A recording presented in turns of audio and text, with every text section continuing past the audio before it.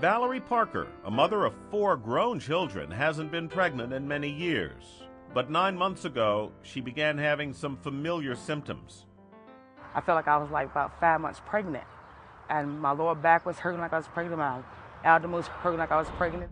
Valerie wasn't pregnant, but her uterus was enlarged due to non-cancerous uterine fibroid tumors.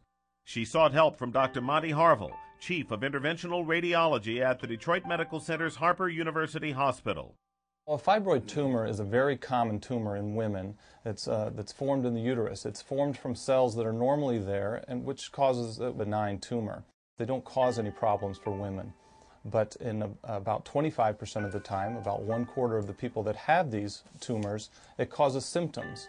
Those symptoms can be bleeding, or pain, bloating, constipation, urinary frequency or urinary retention, and sometimes just increased size of the abdomen because the uterus gets so large.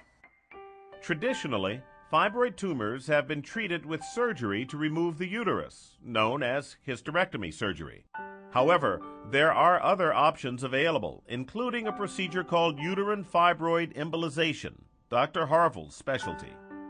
To embolize means to block the flow of blood. Uterine fibroid embolization shrinks the fibroids in the uterus by blocking their blood supply.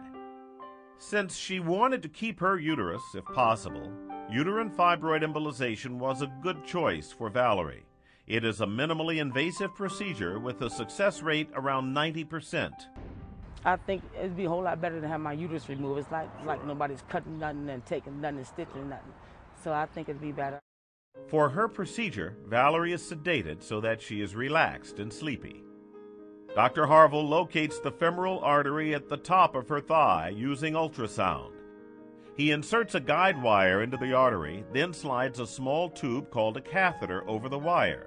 Using a low-radiation X-ray fluoroscope to guide him, he works the end of it around to the far side of the uterus.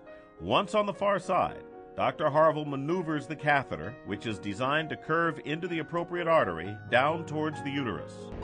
You can see that this vessel is surrounding a spherical object, which is a fibroid. So there's one fibroid that's right here. There's also another fibroid likely in this area. And so this whole area here is the uterus, which is enlarged. Normally the uterus is about the size of a pear, about this size. And in this individual, it's about this size. So are all of these squiggly arteries supplying fibroid tumors? Yes. Dr. Harville continues working the catheter down the network of vessels until he can inject a syringe full of tiny gelatin spheres into the artery. Those particles are going to travel down the branching arterial system until they get to the artery that is the same size as the particle. When Dr. Harville is finished on the far side of the uterus, he brings the catheter back to the near side and injects spheres into that uterine artery as well. All right, so as you can see, there's not much flow into the uterus anymore. Most of the flow is going back along the uterine artery, and so we know that we're done. Soon after, Valerie was feeling better. Life is going to be better for me. I really do believe that. And Audrey Phelps underwent the same procedure 6 months earlier. I would recommend the surgery because it's not a major surgery, and I'm totally symptom-free.